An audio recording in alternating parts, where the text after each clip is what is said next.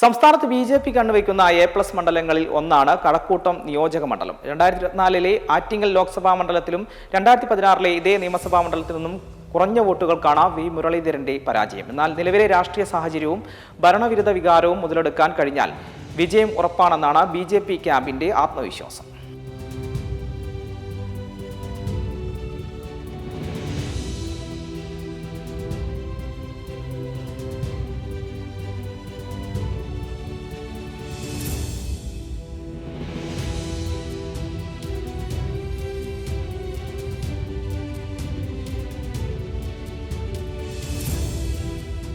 കപ്പിനും ചുണ്ടിനുമിടയിൽ നഷ്ടപ്പെട്ട വിജയം ഇക്കുറി തിരിച്ചു പിടിക്കാൻ വീണ്ടും കളത്തിലിറങ്ങുകയാണ് ബി.ജെ.പി ദേശീയ നിർവാഹക സമിതി അംഗവും മുൻ കേന്ദ്രമന്ത്രിയുമായ വി മുരളീധരൻ.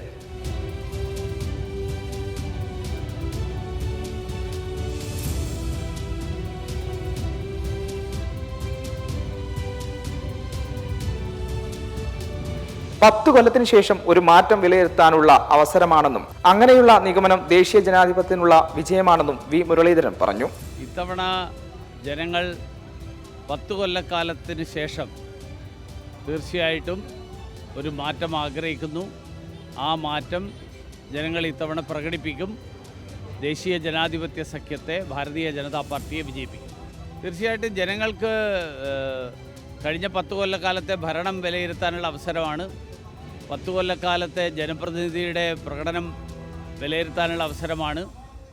അങ്ങനെയുള്ള ഒരു സാഹചര്യം വിലയിരുത്തിക്കൊണ്ട് തീർച്ചയായിട്ടും ജനങ്ങളെത്തുന്ന നിഗമനം ഈ തവണ ദേശീയ ജനാധിപത്യ സഖ്യം വിജയിക്കണം, ബി.ജെ.പി ജയിക്കണം എന്നുള്ളത് തന്നെയായിരിക്കും. വീണ്ടും കടകംപള്ളി സുരേന്ദ്രനാണ് തങ്ങളുടെ എതിരാളി എന്ന ചോദ്യത്തിന് മുരളീധരന്റെ മറുപടി ഇതായിരുന്നു.